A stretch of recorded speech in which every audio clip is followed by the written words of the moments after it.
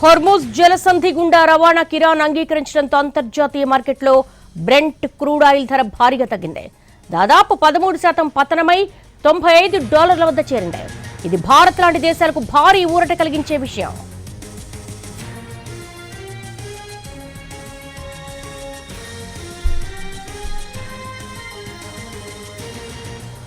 ఇటు స్టాక్ మార్కెట్లే కాదు, హార్ముజ్ జలసంధి గుండా రవాణాకి ఇరాన్ అంగీకరించడంతో అంతర్జాతీయ మార్కెట్లో బ్రెంట్ క్రూడ్ ఆయిల్ ధర భారీగా తగ్గింది. దాదాపు 13% పతనమై $95 వద్ద చేరింది. ఇది భారత్ లాంటి దేశాలకు భారీ ఊరట కలిగించే విషయంగా చెప్పొచ్చు.